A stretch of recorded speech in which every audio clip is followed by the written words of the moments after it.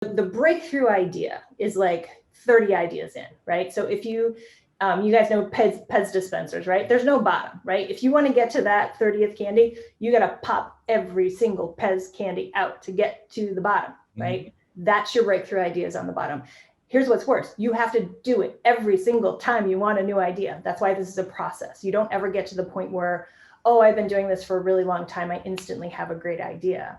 You might move more comfortably and fluently through the process, but you don't instantly get to breakthrough ideas. Yeah. So ideation is a way of using various tools to come up with that 30th idea.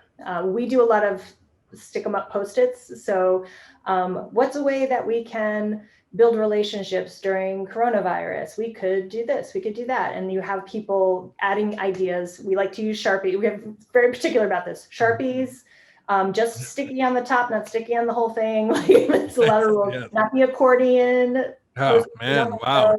No, it's very fussy. It's very fussy. So come up with a lot of ideas.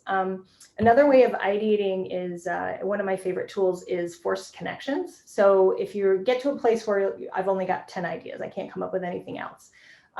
You're dealing with like, how can we, change our manufacturing to help with coronavirus? And then you have people look at different images, or, okay, look at this chair, or look at this picture of a parachute, or look at this, orange, and apply that to your ideas. And then you can kind of provoke like wacky thoughts and wacky ideas, but ultimately that can come to a great solution. So I'll share with you an ideation story. And this is about Greg Shoemaker's company. He was trying to work on, so his company recycles big lots of products, and it's super cool. And if they can't sell it, consign it, and make money off it, they find a way to recycle it so that it doesn't make a carbon footprint or leave a carbon footprint.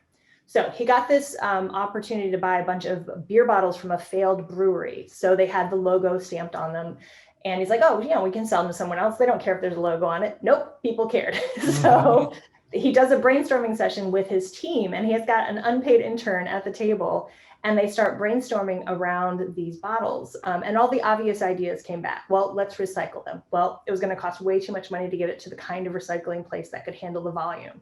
So spitting through all these original ideas, he's pushing them to ideate. And in the process of this, one of the kids used an invitational stem, which is asking a question. Wouldn't it be great if, and that's one of our other tools, wouldn't it be great if we could get paid to smash the bottles? And other people around the table are like, no, that's a crazy idea. And Greg's like, no. Like, we're not going to judge the idea. Let's just let that sit. Well, that ended up being the answer.